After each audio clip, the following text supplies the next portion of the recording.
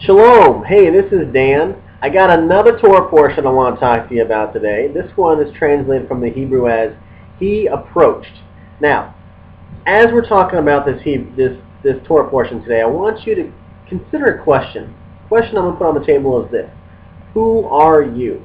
Now, think about that as we're going through this lesson, because it's going to come back in the end. I'm going to ask you this question again, and it might make a little bit more sense at the end as to why I'm asking you now. Now, the Torah portion, this is going to be from Genesis 44:18 through 47:27. And we open up with this confrontation of the brothers and Joseph. Now, if you remember right from last time, Joseph had met with his brothers. He finally met Benjamin, and he sent them on their way. But along the way, they got pulled over, and they were concerned about why they got pulled over. Well, it turned out that there was a mysterious cup missing from Joseph's temple, and they were searching the bags to find out who had it. Well, they found it in Benjamin's sack. So they all get brought back to Joseph's part in Egypt there, and Joseph says, well, you know, my cup was found in this sack, and so therefore you, pointing to Benjamin, you must stay here, and you're going to have to serve some time. Well, Judah, now remember, Judah had said to his dad, Dad, I'll take the blame for whatever happened to Benjamin, because Benjamin was the one that Jacob didn't want to go out there. So Judah comes up. This is where the Torah portion opens. Judah comes up, and it says that he approached Joseph on behalf of his brother, Benjamin, and he asked him to take him, Judah, instead of taking Benjamin. Now, if you remember, I said last time that what Joseph was looking for was a change in heart from his brothers. He wanted to know that were they sorry for what they had done to him. Now, Joseph had to relieve himself from all his attendants and all, so it was just him and his brothers in the room. And again, they didn't know it was him. But Joseph couldn't take it anymore.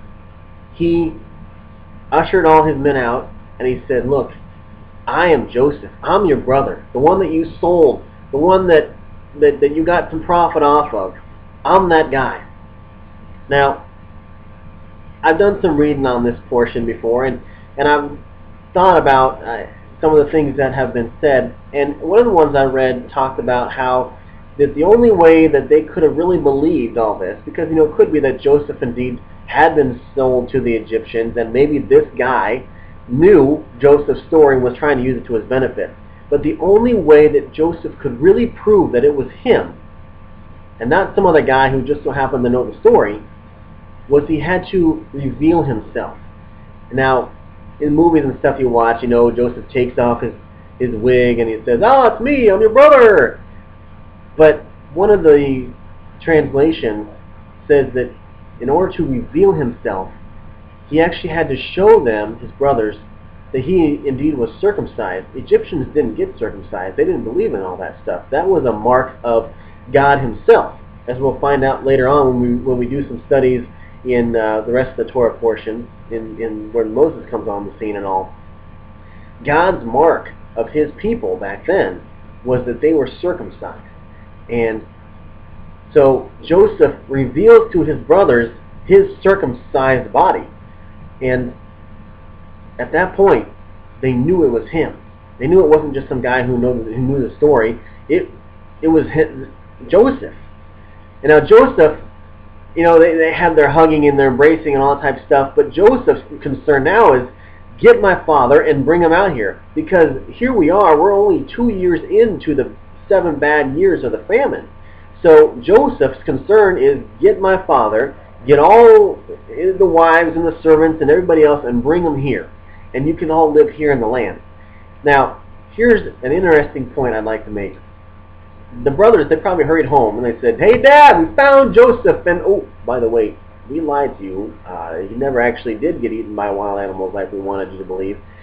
I don't know if I necessarily wanted to be in the tent that day when they had that conversation and they had to show or prove to their dad or tell their dad, confess there, that they had lied for the past however many years this was about Joseph's disappearance. But Joseph didn't believe it. You know, I'm not Joseph, I'm sorry, Jacob. Jacob didn't believe it.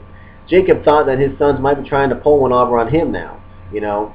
And obviously Joseph wasn't there for him to see the circumcision or to see himself and all. So what was it that Jacob took that proved to him that his son was still alive? Well, we read in Genesis 45:27 that it was when he saw the carts, he saw the wagons coming from Egypt, that his soul was revived.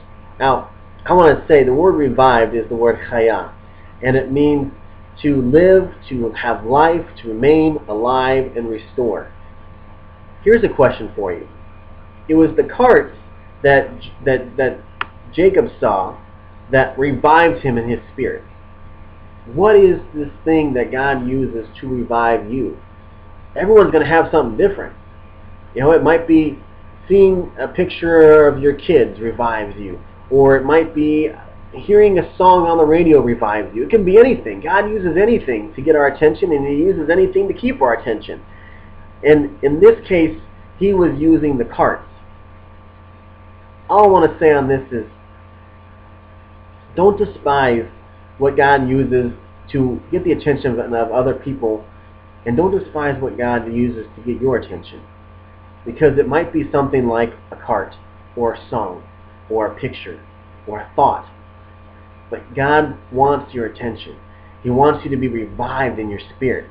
When the enemy comes in and he tries to steal our joy, let us not let him. Let us be revived. You know, it might be a story in the Bible.